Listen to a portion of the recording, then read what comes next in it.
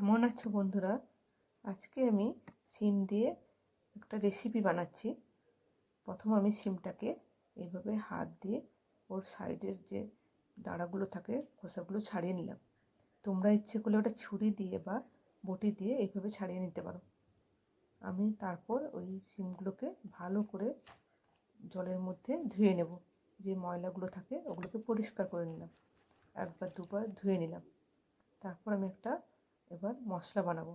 তার জন্য একটা বাটিতে গরম জল নিলাম, তার মধ্যে 2 চামচ কালো সর্ষের গুঁড়ো আর 1 চামচ সাদা সর্ষের গুঁড়ো নিলাম, আর পরিমাণ মতো নুন নিলাম। তারপর অল্প শুকনো লঙ্কার গুঁড়ো আর অল্প হলুদ গুঁড়ো নিলাম, আর পেঁয়াজ, রসুন আর কাঁচা লঙ্কাটাকে আলাদা করে কেটে রাখলাম। এরপর একটা কড়াই বসিয়ে ওর মধ্যে সর্ষের তেল গরম করে কেটে রাখা সিমগুলোকে ভেজে নেব অল্প পরিমাণ নুন দিয়ে। তারপর ঢাকা দিয়েও ভালো করে ভেজে নেব। সিমগুলোকে আমি এইভাবে নরম করে ভেজে নিলাম। সিমটা নরম করে ভাজলে তাহলে খেতে ভালো হয়।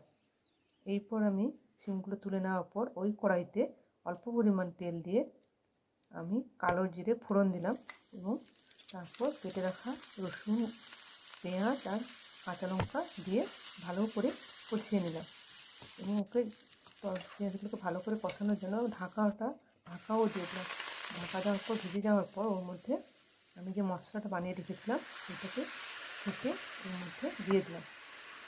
মশলা ছেঁকে দিলাম কারণ তাহলে সর্ষের খোসাগুলো বেরিয়ে যায়। সর্ষের খোসাগুলো বেরিয়ে গেলে খেতে ভালো হয়। এরপর আমি ভেজে রাখা সিমটা ওই মশলার মধ্যে দিয়ে ভালো করে কষিয়ে নিলাম।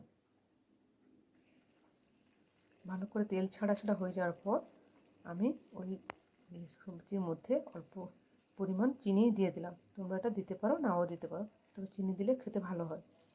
এবার একটুক্ষণ ভালো করে নাড়াচাড়া করে রান্না করে নিলেই আমার তরকারিটা রান্না হয়ে গেল। তোমরা এটাকে সাদা ভাতের সাথে খেতে পারো, ভালো লাগে।